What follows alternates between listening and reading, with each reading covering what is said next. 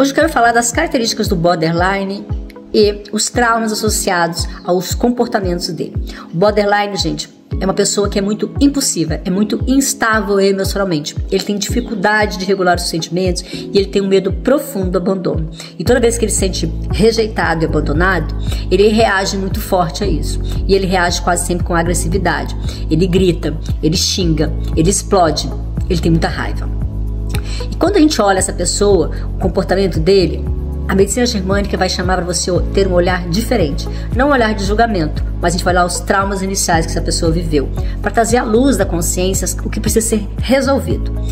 Ela é uma pessoa muito impulsiva, tem muita raiva, explode, grita. Na medicina germânica a gente vai falar o quê? Que essa pessoa está numa constelação maníaco-agressiva. Ou seja, ela tem um impacto lá no reto e na vesícula biliar. Ela não pôde ser ela. Lá na infância ninguém permitiu que ela realmente fosse ela. Normalmente, ali a gente vai ver o quê? Essa pessoa teve pais muito dominadores, controladores, que não permitiram que essa criança fosse ela realmente. E aí ela tem um impacto lá no reto e na vesícula biliar, porque ela tem muita raiva por não poder ser ela, realmente o que ela queria ser. E essa pessoa viveu grandes perdas de território. Essa pessoa também está no que a gente chama de num pós-morte. O que é um pós-morte? São pessoas que estão muito conectadas à morte. Por que a gente fala isso? Porque o borderline, ele tem pensamentos suicidas, ele tem pensamentos destrutivos, ele faz autolesão, e aí ele tem o quê? O impacto nas artérias e veias coronárias, indicando grandes perdas de território. No borderline também a gente diz que essa pessoa está numa constelação de emocionalmente morto, mas aqui ele não é que ele não sente nada, ele apenas não entra em contato com as emoções dele.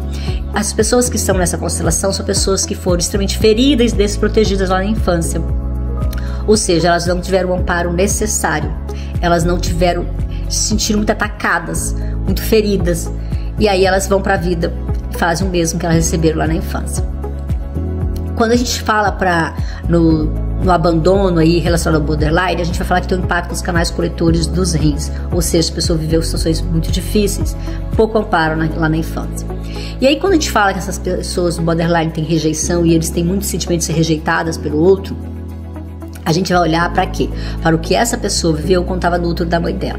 Da seguinte maneira: tudo que a mãe vive quando está grávida, a criança recebe. Se a mãe tem medo, a criança sente medo. Se a mãe é feliz, a criança se sente feliz. Se a mãe perde o emprego, a criança recebe tudo isso. Se a mãe se separa do pai durante a gestação, a criança recebe tudo isso. E quando a mãe vive situações muito difíceis quando está grávida, a criança pode fazer um registro de rejeição, de que ela está sendo rejeitada. Mesmo que a mãe queira essa criança, mesmo que a mãe realmente não rejeite essa criança. Ela pode ter alguns pensamentos de que a vida está difícil, eu não tenho grana suficiente, mas a criança faz um registro de profunda rejeição. Esse é o chamado: olhe com amor para as pessoas, olhe os conflitos iniciais, não julgue. Se você gostou desse vídeo, curte e compartilha.